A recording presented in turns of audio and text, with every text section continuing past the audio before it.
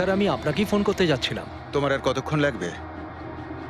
আপনি এটা ধরে নিতে পারেন গন্তব্যে আমরা পৌঁছে গেছি। বলছো লোকের কাছাকাছি দেখতে পাচ্ছ? হ্যাঁ, দেখতে পাচ্ছি তো।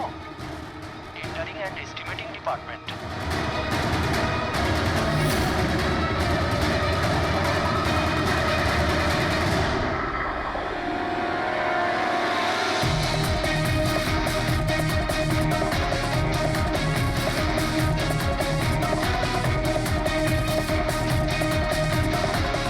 আর ওই লোকটার নাম খুব শিগগিরই আমি আপনাকে বলে দেবো।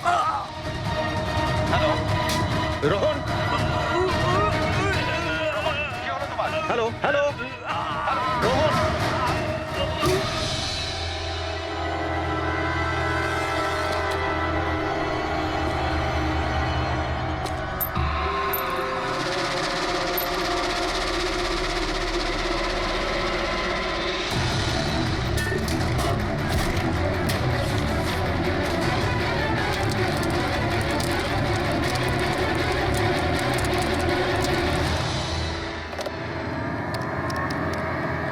Hello, police station.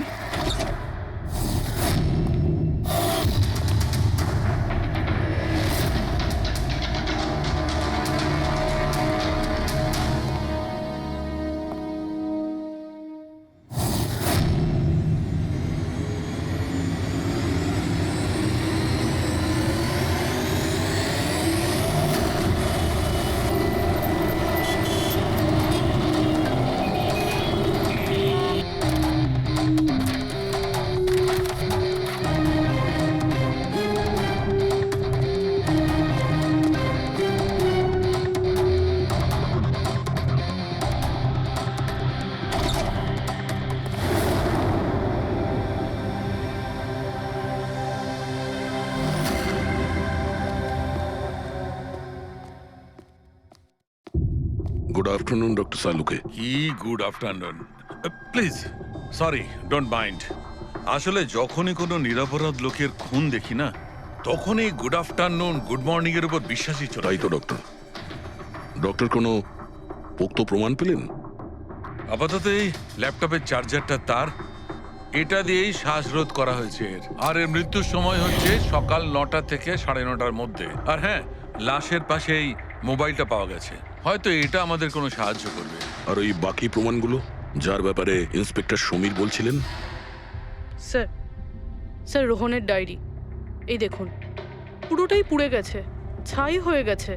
তবে এই ডায়েরিটার সঙ্গে অনেক ডকুমেন্টসও ছিল, সেগুলোও পুড়ে গেছে। বুঝতেই পারছি না যে ওই ডকুমেন্টস এমন কি ছিল।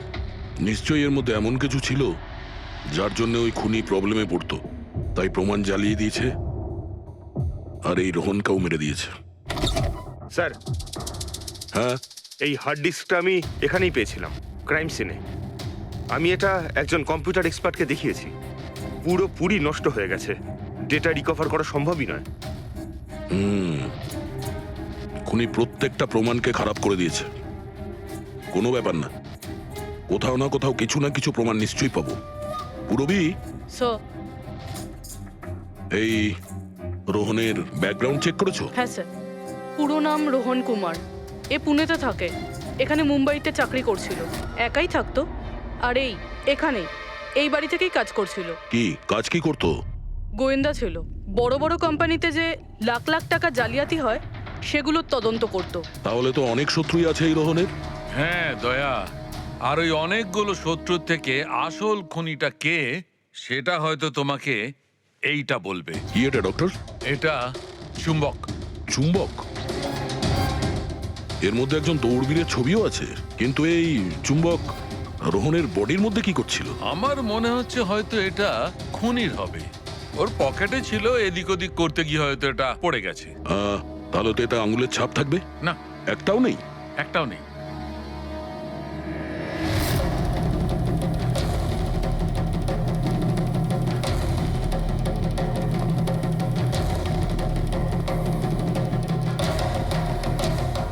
খুনি মনে হয় এখান থেকে এসছে। পুরবি, স্যার। এই রোহন এই মুহূর্তে কার জন্য কাজ করছিল? স্যার, ডিএনডি বিল্ডকম লিমিটেডের জন্য। BND Buildcom limited? এটা তো ইঞ্জিনিয়ারিং আর কনস্ট্রাকশনের 1 নম্বর কোম্পানি শহরের। হ্যাঁ স্যার, এই দেখুন, এই ভাঙা হার্ড ডিস্কটার উপরেও ওই কোম্পানিটারই স্টিকার লাগানো রয়েছে। আর মারা যাওয়ার ঠিক আগে এই রোহন এই কোম্পানির সিইও মিস্টার হিতেশের সাথে ভিডিও কলে ছিল। আর স্যার এই লোকাল পুলিশ স্টেশনেই হিতেশই কমপ্লেন করেছিল।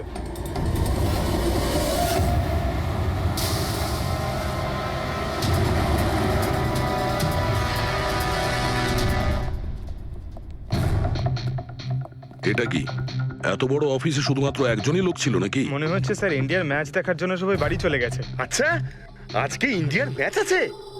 স্কোরটা কি হলো? কোহলি সেঞ্চুরি করতে যাচ্ছে। কি বলছেন স্যার? আপনি কি করে জানলেন? বাইরে ওয়াচম্যান কমেন্ট্রি শুনছিল। ও।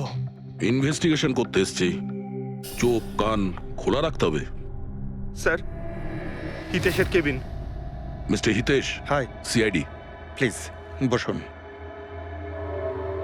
আমি আপনাদেরই অপেক্ষায় ছিলাম। শুরু থেকে বলুন সবকিছু।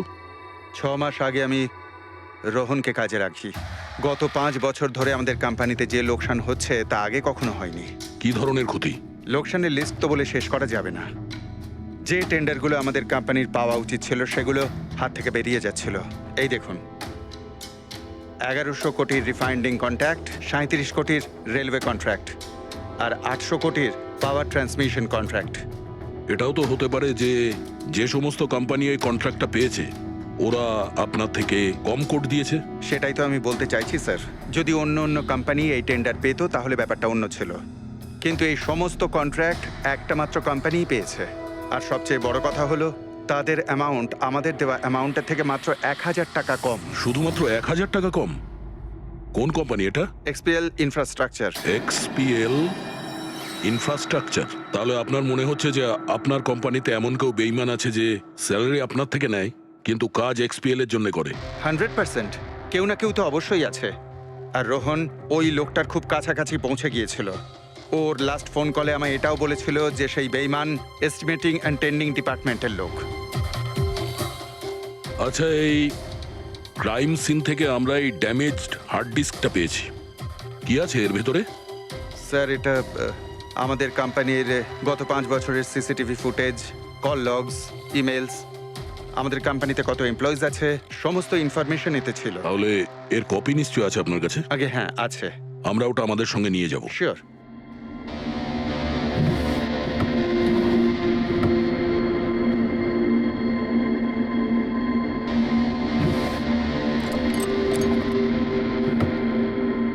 হয়তো হার্ড ডিস্কটা চুরি হয়ে গেছে। আমি এখানেই রেখেছিলাম হার্ড ডিস্কটা। কি? আপনার কেবিনের ভেতর থেকে কোনো জিনিস কি করে চুরি হয়? হয়তো আমার অনুপস্থিতিতে কেউ এসেছিল আর এখান থেকে। কিন্তু আপনার অফিসে সিসিটিভি ক্যামেরা লাগানো নেই কেন? কখনো দরকারই পড়েনি স্যার। প্রয়োজন বলে আসে না, এখন পড়লো তো প্রয়োজন। Sorry sir. আর হ্যাঁ মিস্টার হিতেশ, আপনার কোম্পানিতে যত এস্টিমেটিং আর টেন্ডারিং ডিপার্টমেন্ট আছে, যত লোক আছে, আমরা তাদের সঙ্গে কথা বলবো। স্যার, আজকে ওই ডিপার্টমেন্টের কোনো এমপ্লয়ি কাজে আসেনি। কেন? সবাইকে ছুটিতে গেছে? আসলে ওরা প্রত্যেকেই ম্যারাথন রেসে পার্টিসিপেট করতে গেছে, যেটা সকাল 7টা থেকে 11টার মধ্যে হবে। কি? সবাই ওই ম্যারাথন রেসে দৌড়তে গেছে? হঠাৎ করে সবাই এরকম রানার হওয়ার স্বপ্ন দেখছে কেন? আসলে আমাদের কোম্পানি এই ম্যারাথন রেসটা স্পন্সর করছে, তাই আমাদের এমপ্লয়ীদের এটা বাধ্যতামূলক ছিল ওখানে পার্টিসিপেট করা। শুধু তারাই পারবে না যাদের হাঁটুতে বা অন্য কোনো সমস্যা আছে। তো আপনারও সমস্যা আছে হাঁটুতে? হ্যাঁ। আচ্ছা আচ্ছা, এই ডিপার্টমেন্টে কতজন কাজ করে? 10 জন। আর এই 10 জনই ম্যারাথন রেসে গেছে? হ্যাঁ স্যার, যদি কেউ না যেত আমি অবশ্যই জানতে পারতাম স্যার। স্যার, হুম, যদি পুরো ডিপার্টমেন্টের সবাই ম্যারাথনে দৌড়চ্ছিল যখন রোহনের খুন হয়েছিল, তাহলে খুনটা করলো কে? হতে পারে ওই কন্ট্রাক্ট কিলার। 1 মিনিট। মিস্টার হিতেশ, আপনার কাছে এই ম্যারাথন রেসের কোনো ব্রোশিয়া, কোনো লেটার আছে? ইয়েস স্যার, আমি আনছি। কি হলো স্যার? চুম্বকে ওই দৌড়ানোর লোকটা, ম্যারাথন রেস, এক্ষুনি জানতে পারবো। এই নিন sir. Thank you. You are welcome sir. Hmm. দেখেছো, এটাই হলো ওই চুম্বকের রহস্য। যেটা ক্রাইম সিনে পাওয়া গেছে সেটা ম্যারাথন রেসে। মানে স্যার, ও ম্যারাথন রেসে দৌড়চ্ছিল, রোহনকে খুন করার জন্য ও রেস ছেড়ে দিয়ে ওর বাড়ি চলে যায়। মনে তো হচ্ছে এইরকমই। স্যার, এই বিপ ম্যাগনেট জার্সির ওপর লাগানো হয়। সঞ্জু স্যারকে একটু বুঝিয়ে দাও। দেখুন স্যার, এই ম্যাগনেটটাকে এখানে এইভাবে লাগিয়ে দিতে হবে। সেম এরকমই আরেকটা নেওয়ার পরে জার্সির ভেতর থেকে আমরা নিয়ে নেব, আর এটাকে আমরা এইভাবে লাগিয়ে দেবো। সেম আরেকটা এইভাবে নিয়ে এটাকে নিয়ে আমরা এইভাবে লাগিয়ে দেবো, আর এটা এইভাবে লক হয়ে যায়। আগে আমরা সেফটি পিন ইউজ করতাম, কিন্তু দু একবার রানার্সের চোট লেগেছিল, তাই আমরা এই ম্যাগনেট টেকনিকটার ব্যবহার করছি। এই ম্যাগনেট আর রেসিং হুইপ আপনি সব প্রতিযোগীকেই দিয়েছিলেন? ইয়েস স্যার, সবাইকে জানিয়ে দেওয়া হয়েছিল, বলাও হয়েছিল রেস শেষ হয়ে যাওয়ার পরে সব ম্যাগনেটগুলোকে ফেরত দিয়ে দিতে। তাহলে কারা কারা এই ম্যাগনেট ফিরিয়ে দেয়নি? স্যার, অনেকেই দেয়নি, কেউ ফেলে দিয়েছিল, কেউ বা হারিয়ে ফেলেছিল, আর এক একজনের দায়িত্বও ছিল না যে জিনিসটাকে ফেরত দিতে হবে। একটা কথা তো শিওর, কেউ রেস মাঝপথে ছেড়ে দিয়েছিল, গিয়ে খুন করে আবার ফিরে এসেছে। কিন্তু স্যার, রেস তো অনেক লোকেই মাঝখানেই ছেড়ে দিয়েছিল, কিন্তু এটা কি করে জানা যাবে যে তাদের মধ্যে রোহনকে কে মেরেছে?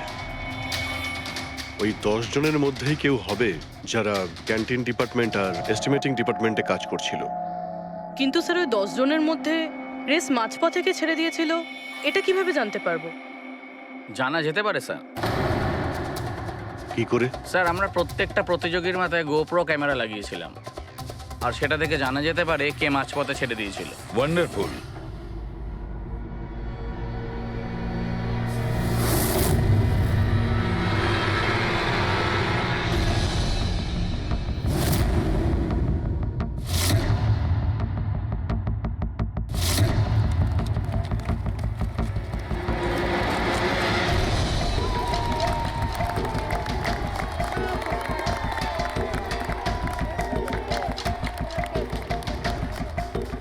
নবীন, এই রিশটা তোকেই জিততে হবে।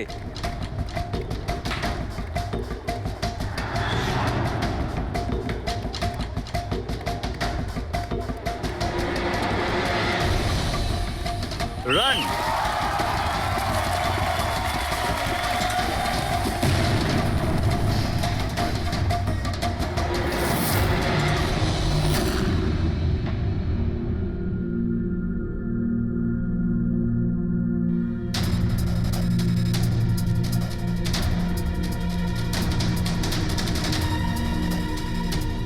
এই 4টে স্ক্রিন, এগুলো ব্ল্যাঙ্ক কেন?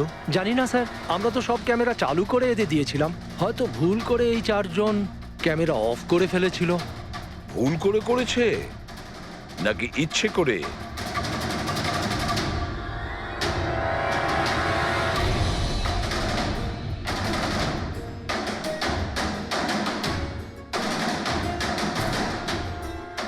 এদের মোটিভটা কি বুঝে উঠতে পারছি না। এরা কি করতে চাইছিল? কি কুনাল, একটা ক্যামেরা ভাঙা, একটা ক্যামেরায় মাটি লেগে আছে, এই 4টে ক্যামেরা ব্ল্যাঙ্ক, সেটা কেন? জানি না স্যার। ওইসব জানি নাটা নিয়ে বললে হবে না। এই সব কটা ক্যামেরা 10-এ 10 আমার চাই।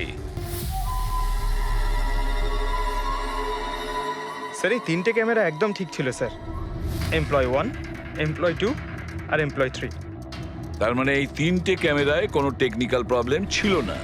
কেউ ইচ্ছে করে ক্যামেরাগুলো বন্ধ করেছিল বা ভুল করেও করে থাকতে পারে, কিন্তু বলা যায় না। কিন্তু স্যার, এই 4টে ক্যামেরারই ফুটেজ একদম ঠিকঠাক স্যার। এমপ্লয়ি 4, 5, 6, 7। তাহলে এবার যাই প্রবলেম ক্যামেরাতে।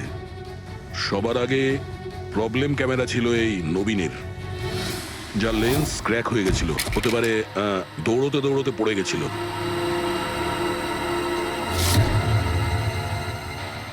হ্যাঁ,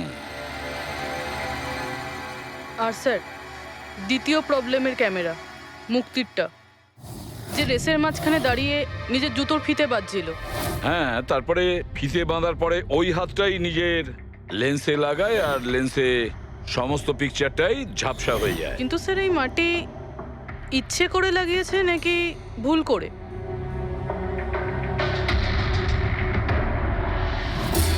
আরে 10টা লোকের তো 10টা গোপ্রো ক্যামেরা থাকা উচিত, এখানে তো দেখছি 9টা। গৌরবের ক্যামেরাটা কি হলো, সেটা কোথায়? স্যার ওই ক্যামেরাটা হারিয়ে গেছে, গৌরব ওটা ফেরত দেয়নি। তাহলে স্যার এই গৌরবই খুনি, ওকে ধরে ফেলা উচিত। না পঙ্কজ, এইভাবে হয় না। হতে পারে গৌরব ক্যামেরাটা ফেরত দিতে ভুলে গেছে। আমাদের এটা ভাবতে হবে যে খুনি এই সময়টাই কেন বেছে নিল ম্যারাথন রেসের টাইমে খুন করার জন্য। ও তো চাইলে যে কোনো সময় খুন করতে পারতো, যে কোনো জায়গায় পারতো। হ্যাঁ, অ্যালিবাইয়ের জন্য স্যার, যাতে ধরা পড়লে খুনি বলতে পারে যে রোহনকে খুনের সময় ও তো ম্যারাথনে পার্টিসিপেট করেছিল। হ্যাঁ, সেই জন্য ও রেসেও পার্টিসিপেট করেছিল আর রেস কমপ্লিট করেছিল। তার মানে স্যার রেসকে মাঝখান থেকে ছেড়ে ও চলে গেছিল, তারপরে গিয়ে খুন করলো, আর খুন করার পরে এসে রেস আবার শেষ করলো। এক্স্যাক্টলি। কিন্তু স্যার এই ফুটেজ থেকে কিভাবে জানতে পারবো কে রেস ছেড়ে চলে গেছে, খুন করেছে, আবার রেস জয়েন করেছে? স্যার এই ব্যাপারটা আপনি টাইমিং চিপ থেকে জানতে পারবেন। টাইমিং চিপটা আবার কি? আজকাল ম্যারাথন রেসে বিজেতা কে জানার জন্য RFIDর ব্যবহার করা হয়। RFID মানে রেডিও ফ্রিকোয়েন্সি আইডেন্টিফিকেশন। আগে হ্যাঁ, ও, এই টেকনিক থেকে একটা জিনিস জানা যেতে পারে যে একজন রানারের প্রত্যেকটা ল্যাব কমপ্লিট করতে কত সময় লেগেছে। RFID, radio frequency identification. Sir এটাই হলো চিপ, আর এটা রেসের ম্যাট, আর এটাই RFID টেকনিকে চলে। দেখুন স্যার। ও, তার মানে রেস শুরু হতেই যখন কোনো রানার এটা ক্রস করে তখন এর টাইমিংটা ওই মুহূর্তে শুরু হয়ে যায়। একদম স্যার, অফিসের কার্ডের মতন স্যার। ঠিক আছে, এটা তো বুঝতে পারলাম, কিন্তু এটা কি জানতে পারা যাবে যে কেউ রেস মাঝপথে ছেড়ে দেয় আর পরে আবার এসে জয়েন করে? এরও উপায় আছে স্যার। স্যার এই ম্যারাথন রেস 31 কিলোমিটারের হয়। এতে 4টে ভাগ, প্রথমটা 5, দ্বিতীয়টা 10, তৃতীয় 15, চতুর্থ 20। চতুর্থ পর্যায় থেকে ফিনিশিং লাইনের দূরত্ব কম করে 1 কিলোমিটার স্যার। তার মানে সব মিলিয়ে 6টা প্যাড, স্টার্টিং লাইনের প্রথম প্যাড আর ফিনিশিং লাইনের 6 নম্বর প্যাড, মাঝখানে 4টে থাকছে, 4টে ধাপ, 4টে প্যাড। যখন কোনো প্রতিযোগীর পা ওই প্যাডের মধ্যে পড়ে তখন আমরা বুঝতে পারি ওই রানার কত টাইমটা নিয়েছে। তাহলে কে রেস মাঝপথে ছেড়েছিল আর কে ছেড়ে যায়নি এটা জানা গেলে এটাও জানা যাবে যে একটা ধাপ থেকে আরেকটা ধাপে যাওয়ার সময় কোন রানারের সব থেকে বেশি সময় লেগেছিল। সবকটারই টাইমিংটা চেক করতে হবে। জানা তো যাবে সে কে যে মাঝপথে রেস ছেড়ে আবার জয়েন করেছে। পুরবি, স্যার স্যার আমাদের প্রথম কচ্ছপ হলো এই নবীন। এ রেসের প্রত্যেকটা ল্যাপ 25 মিনিটে কমপ্লিট করেছে, কিন্তু শেষ ল্যাপের পরে ফিনিশিং লাইন পর্যন্ত পৌঁছানোর জন্য মানে 1 কিলোমিটার ক্রস করার জন্য ওর 50 মিনিট সময় লেগেছে। নবীন,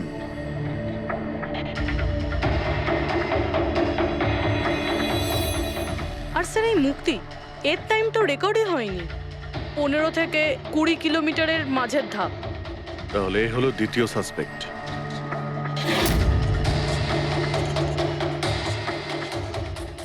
মুক্তি। আর এবার এই গৌরব, এ তো 15 কিলোমিটারের ধাপই বের হতে পারেনি। তাহলে এই হলো আমাদের তৃতীয় সাসপেক্ট। স্যার বাকি সবার টাইমিং তো মোটামুটি ঠিকঠাকই আছে। তার মানে এই খুন এই 3 জনের মধ্যেই কেউ করেছে, মুক্তি, নবীন আর গৌরবের মধ্যে। যদি নবীন খুন করে থাকে তাহলে সে রেস ছেড়েছে 20 কিলোমিটার আর ফিনিশিং লাইনের মাঝপথে। পঙ্কজ, বাইক নিয়ে যাও, এবার স্পিডে যাবে ওই রুটেই। আর খেয়াল করো যেখানে ওই 3 জন যেখানে রেস ছেড়েছে সেখান থেকে রোহনের বাড়ি কতটা দূরে আর কত।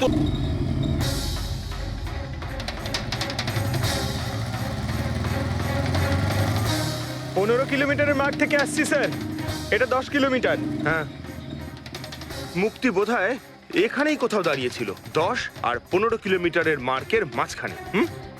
এই আমি স্টপ ওয়াচটা অন করলাম আর আমি চললাম রোহনের বাড়ি।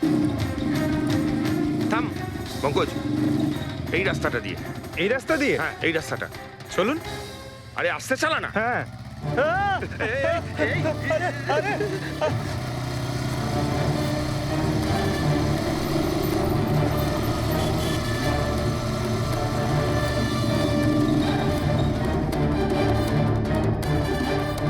এই দেখুন রোহনের বাড়ি। মুক্তি নিশ্চয়ই রোহনের ঘরে পিছনের জানলা দিয়ে ঢুকেছিল।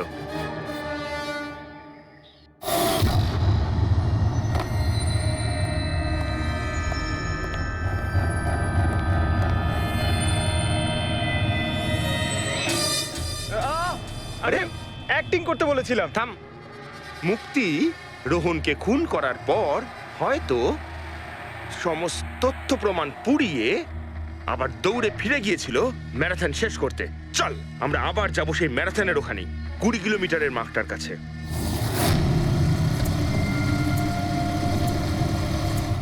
স্টপ ওয়াচের টাইম দেখে নিন স্যার। 26 মিনিট।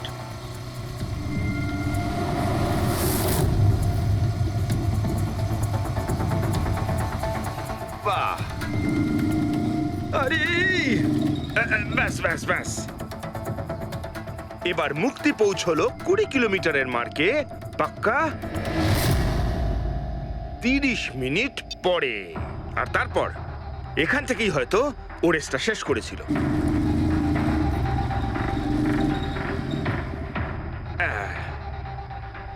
এবার শোন, গৌরব যদি খুন করে থাকে তাহলে ও রেসটা এখানেই ছেড়েছিল, 10 আর 15 কিলোমিটার মার্কের মাঝামাঝি।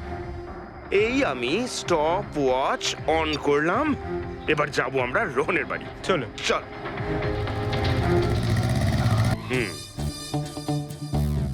হ্যাঁ, একদম পুরো বিশ্বাস আছে আমার। Excuse me. এই ছাড় ছাড় ছাড় ছাড়, আরে আরে আরে মরে যাবো তো। চল।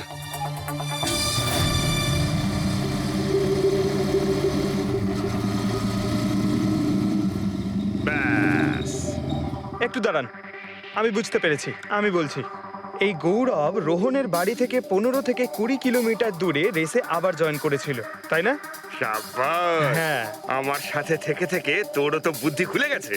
আর এই সব কিছু করতে গৌরবের টাইম লেগেছিল পুরো 27 মিনিট।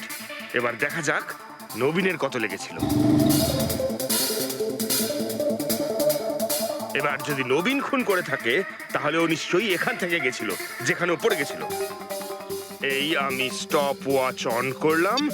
এবার যাওয়া যাক রোহনের বাড়ি। চল। চলুন স্যার। ওকে। পঙ্কজ, 3 জন রোহনের সাথে এরকমই কিছু করেছিল। ব্যাস। রোহনকে খুন করে নবীন এইখানে এসে পৌঁছেছিল ফিনিশিং লাইনের সামনে, যেখানে ও ক্যামেরাটা দ্বিতীয়বারের জন্য সরিয়েছিল। আর এই সব কিছু করতে ওর লেগেছিল হয়তো 48 মিনিট। স্যার, জানতে পেরেছি 3 জনের কত সময় লেগেছিল। আচ্ছা, তাহলে বলো মুক্তির কত সময় লেগেছিল? মুক্তির লেগেছিল 30 মিনিট। আর টাইমিং চিপ অনুযায়ী 39 মিনিট লেট ছিল। আর গৌরব? গৌরবের 27 মিনিট। আরও ম্যারাথন রেস থেকে নিখোঁজ ছিল 24 মিনিটের জন্য। নবীনের লেগেছিল 48 মিনিট রোহনের বাড়ি গিয়ে ওকে খুন করে ফিরে আসতে। আর টাইমিং চিপ অনুযায়ী এই নবীন 50 মিনিট লেট ছিল। হ্যাঁ, আমাদের খুনি এই 3 জনের মধ্যেই কেউ হবে, নবীন, গৌরব আর মুক্তির মধ্যে। মিস্টার নবীন, একটা কথা বলুন। এই রেসে আপনি প্রত্যেকটা ল্যাপ 25 মিনিটে কমপ্লিট করেছেন, কিন্তু ফিনিশিং লাইনের আগে ওই 1 কিলোমিটার যেতে আপনার 50 মিনিট সময় লেগেছিল। কেন? স্যার, ওই 20 কিলোমিটার পুরো করার পর আমি নিচে পড়ে গেছিলাম। আর স্যার, ওই আমার পায়ে চোট লেগেছিল আর ক্যামেরাটাও ভেঙে যায়। স্যার, লাস্টের 1 কিলোমিটার আমি কতটা কষ্টে পুরো করেছি স্যার আমিই জানি সেটা। এই আঘাতটা কোথায় লেগেছে আপনার? স্যার, এইখানে দেখুন স্যার। পট্টিটা খোলো। হ্যাঁ, এইটা।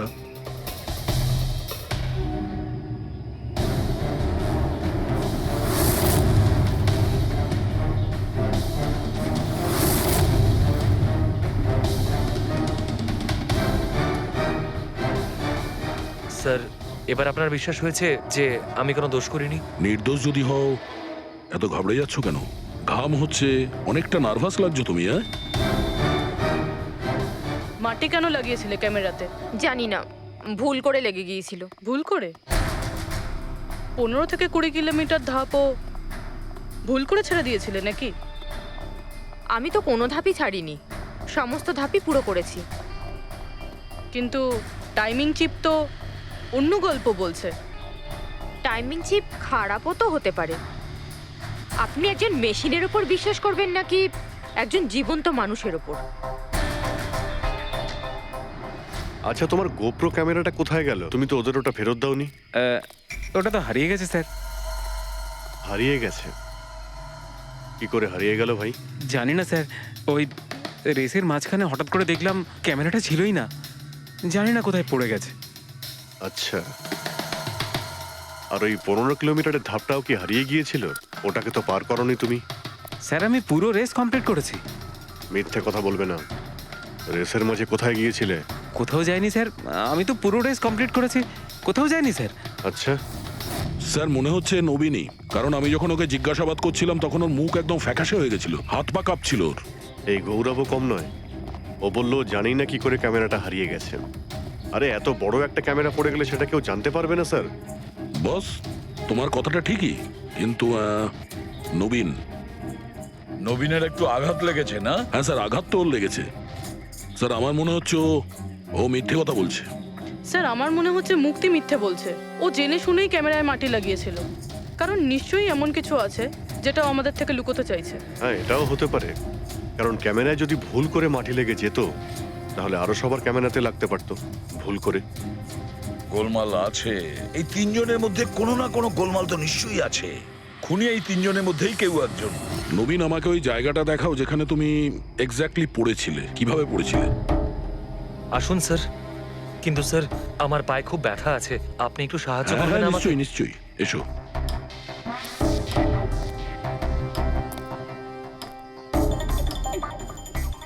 স্যার আমি এখনো বলছি আপনাকে, আপনি নিজের টাইম ওয়েস্ট করছেন। এমনটা যেন না হয় যে আসল খুনিই পালিয়ে যায়। সিআইডির হাত থেকে আজ পর্যন্ত কোনো খুনি না বেরিয়েছে না বেরোতে পারবে। নিশ্চিন্ত থাকো। হ্যাঁ স্যার ওই যে এখানে আটকেই আমি পড়ে যাই। এখানে? হ্যাঁ স্যার। স্যার পড়ে যেতেই আমার ক্যামেরাটাও ভেঙে যায়। আচ্ছা। তারপর আমি ক্যামেরাটা আবার লাগালাম, তারপর রেস স্টার্ট করলাম। প্রচুর ব্যথা নিয়ে তুমি এই রেসটা ফিনিশ করেছো। হ্যাঁ স্যার, এখনো খুব ব্যথা। তুমি পড়েছিলে এইখানে, এই জায়গাটায়? হ্যাঁ স্যার, খুব ক্লান্ত হয়ে গেছিলাম তো, তাই খেয়াল করিনি আর পা আটকে নিচে পড়ে যাই। আচ্ছা, রেস ফিনিশ করার আগে তুমি দ্বিতীয়বার ওই ক্যামেরাটাকে সরিয়ে দিয়েছিলে কেন? আচ্ছা, ওটা তো স্যার খুব গরম লাগছিল তো, তাই মুখটা ধোয়ার জন্য আমি ক্যামেরাটা খুলে ফেলেছিলাম। কিন্তু কিছুক্ষণ পরেই আমি আবার ক্যামেরাটা লাগিয়ে নিই। রেস তো আমি তারপরেই কমপ্লিট করেছিলাম। হ্যাঁ ঠিক আছে, চলো। স্যার কিছু তো বলুন, আমরা যাচ্ছি কোথায় আসলে? তোমার হারিয়ে যাওয়া ক্যামেরা খুঁজতে। স্যার কিন্তু এত বড় জায়গাতে আমরা খুঁজবো কি করে ওই ক্যামেরাটা? প্রত্যেক ক্যামেরাতে একটা চিপ লাগানো আছে, আর এই ম্যাপ বলছে তোমার ক্যামেরা এইদিকেই আছে। চলে এসো। ম্যাম, আমি সত্যি কথাই বলছি। সত্যি তো এটাই, তুমি 10-15 কিলোমিটারের মাঝে রেস ছেড়ে দিয়েছিলে, আর তারপরে রোহনকে মেরে দিয়ে এখানে চলে এলে, এই 20 কিলোমিটারের মার্কে চলে এলে। কারণ তুমি তো জানতে এখান থেকে তোমাকে কোনো খেলোয়াড় দেখতে পাবে না। সব খেলোয়াড়রা তো তখন পিছনে। সব মিথ্যে। আপনি আমার কথা বিশ্বাস কেন করছেন না?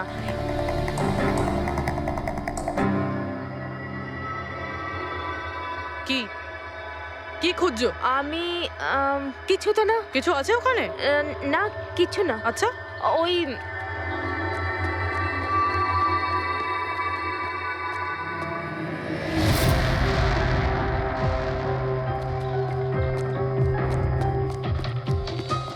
ও তো তুমি সাইকেলে করে গিয়েছিলে রোহনকে খুন করতে? আমি সত্যিই জানি না যে এই সাইকেলটা কার। তাই এক্ষুনি সব জানা যাবে যখন তোমার আঙুলের ছাপ এই সাইকেলে পাওয়া যাবে। হ্যাঁ ম্যাম প্লিজ। হ্যাঁ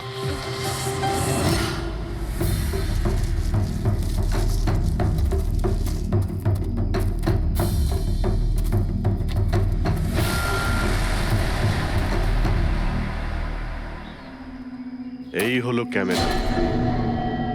এটাকে পুরো ভেঙে ফেলেছো? হ্যাঁ, আমি ভাঙিনি স্যার। দুটো ক্যামেরা।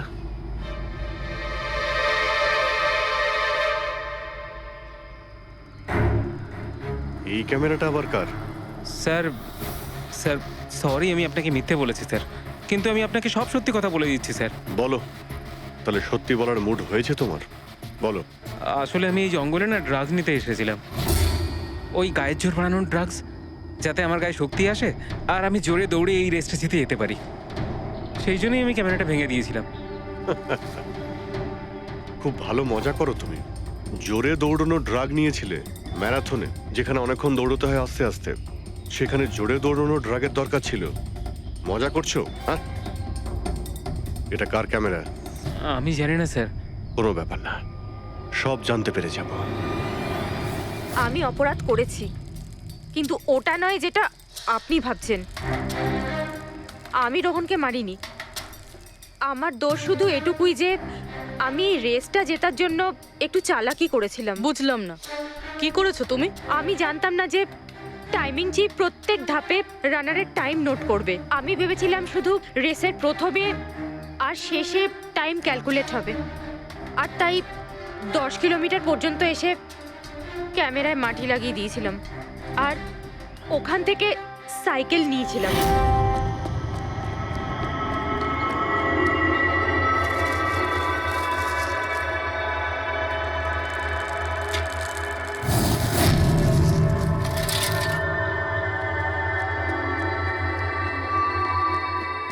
কিন্তু রেস শেষ হতেই সিআইডি ওখানে চলে এলো আর আমি ওখান থেকে সাইকেলটা সরানোর সুযোগই পাইনি। এত কিছু করেছো শুধু একটা রেস জেতার জন্য? আসলে অফিসে বেট ধরা হয়েছিল যে আমাদের ডিপার্টমেন্টে যে রেসটা জিতবে তাকে সবাই কন্ট্রিবিউট করে 5 লাখ টাকা দেবে। আমার টাকার খুব দরকার ছিল, তাই আমি। এটা দীপ্তির ক্যামেরা। এই দুটো ক্যামেরা তোমরা কেন ভেঙেছিলে? স্যার আসলে আমরা এই রেসে এসেছিলাম যাতে একে অপরের সাথে সময় কাটাতে পারি, কিন্তু তারপরে খেয়াল হলো যে আমাদের প্রেমের কথাবার্তা সব ওই গোপ্রোতে রেকর্ড হচ্ছে স্যার। কখন থেকে ফলো করছে। শোন না, তোকে খুব সুন্দর লাগছে। দাঁত ছাড়ো তো। কি হলো? গোপ্রোতে সব রেকর্ড হচ্ছে। ও গড, এখন কি করব? একটা কাজ করা যাক, চল আমার সঙ্গে। হ্যাঁ,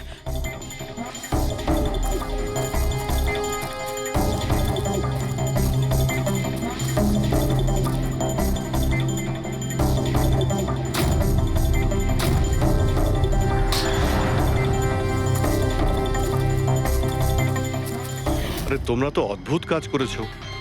আরে এতে তো কোনো সাউন্ড রেকর্ডই হয় না। তোমরা তো বোকার মতো কাজ করেছিলে। হয়তো কে দুটো ক্যামেরা ভেঙে দিয়েছো। কি স্যার, এতে কিছু রেকর্ড হয়নি? স্যার নবীন তো আমাকে ওই জায়গাটা দেখিয়েছে যেখানে ও পড়েছিল, কিন্তু কেন জানি না আমার মনে হচ্ছে যে ও মিথ্যে কথাই বলছে। আরে মুক্তি, স্যার মুক্তি বলেছে যে ও সাইকেলের ব্যবহার করেছে রেস জেতার জন্য। স্যার হতে পারে ও মিথ্যে কথা বলছে আর রোহনকে খুন ওই করেছে। আর গৌরব আর দীপ্তি, ওদের লাভ স্টোরির কি হলো? কতটা সত্যি? হ্যাঁ, ওরা সত্যি কথাই বলছে। ফোন রেকর্ডে দেখাচ্ছে দীপ্তি আর গৌরব প্রতিদিন 3-4 ঘন্টা করে নিজেদের মধ্যে কথা বলতো স্যার। একটা কাজ করি আমরা, আবার ম্যারাথন রেসের ফিনিশিং ভিডিওটা দেখি।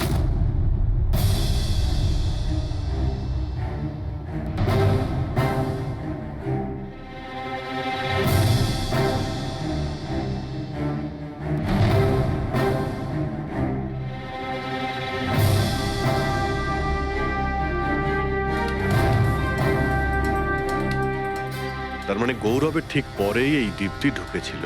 দুজনে একসঙ্গেই ছিল। মনে হচ্ছে স্যার দুজনেই এই কাণ্ড করেছে। এক মিনিট অভিজিৎ, দয়া, এই ফুটেজটা দেখো। এই যে এই হলো সেই খুনি।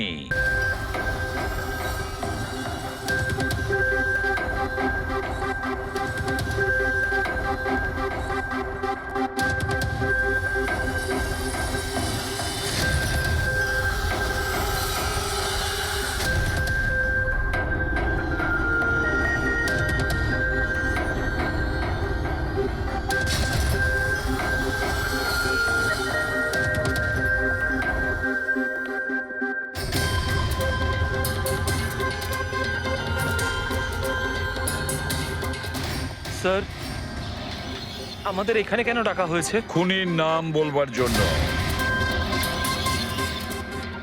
স্যার সত্যি খুনি ধরা পড়েছে? তাহলে তাহলে বলুন না স্যার, কে খুনি? আরে বলবো, একটু ধৈর্য ধরো। মুক্তি, 5 লাখ টাকার জন্য তুমি বেইমানি করেছো। 5 লাখ টাকার জন্য। আর গৌরব, তুমি হ্যাঁ? তুমি তো তোমার ভালোবাসা লুকোনোর জন্য বেইমানি করেছো। আর নবীন, তুমি চলো তোমাকে আবার দেখাচ্ছি, রেসের একটা পার্ট দেখাচ্ছি। খুব ভালো করে দেখো আর বলো কোথায় ভুল আছে, বলো।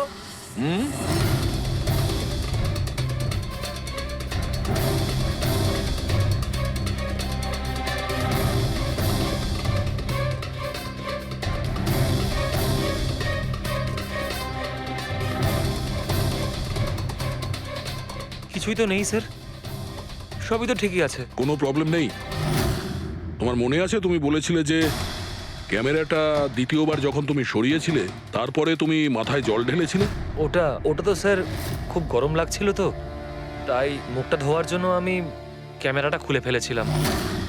মিথ্যে বলেছিলে তুমি, নিজের মাথায় জল ঢেলেছিলে।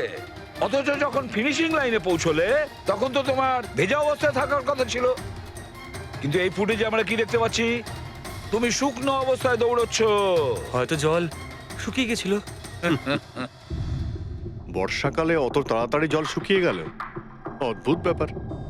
তাহলে নবীন, তোমাকে আরো একটা ফুটেজ দেখাই, এই গল্পের শেষ অংশ। বলো, এটা দেখে তোমার কি মনে হচ্ছে?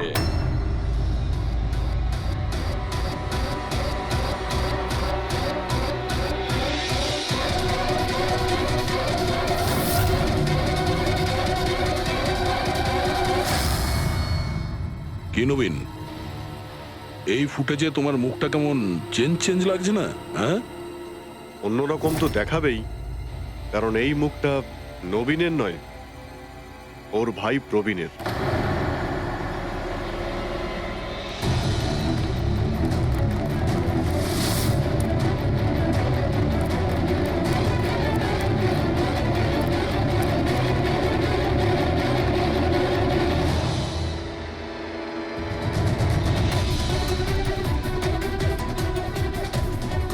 খুব বড় প্ল্যান বানিয়েছিলে তুমি, দারুণ মাথা খাটিয়েছিলে তুমি। প্রথমে 3টে এমপ্লয়ির ক্যামেরা বন্ধ করে দিয়েছিলে,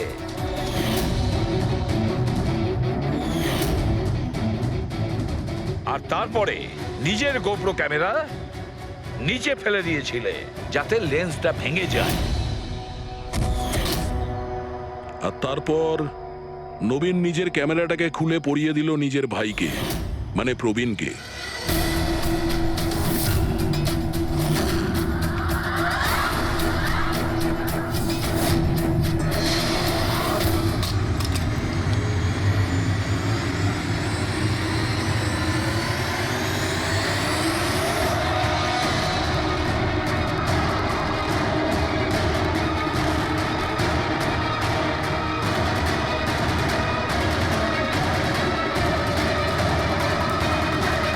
এই ক্যামেরা বদল করার সময় খুব একটা সময় ছিল না, তাই হতে পারে ওই টি শার্টে যখন কাগজটা লাগাচ্ছিল তখন সমস্ত ম্যাগনেটগুলো লাগায়নি। কিছু ম্যাগনেট নবীন নিজের পকেটে ভরে নিয়ে গেছিল।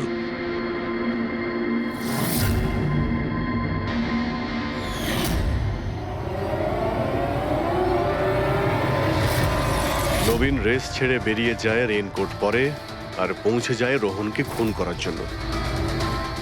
কিন্তু ও কি করে জানবে যে রোহনকে মারার সময় ম্যারাথন রেসের ওই ম্যাগনেটই ওকে ফাঁসিয়ে দেবে?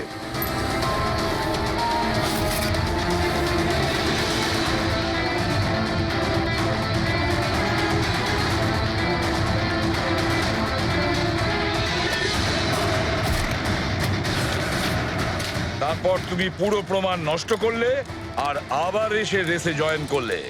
ইচ্ছে করে নিজের পায়ে তুমি চোট লাগালে যাতে আমরা বিশ্বাস করি যে আঘাতটা সত্যি। আর তারপরে তুমি রেসটা ফিনিশ করো। তাহলে বলো। হ্যাঁ স্যার, আমি খুন করেছি রোহনকে।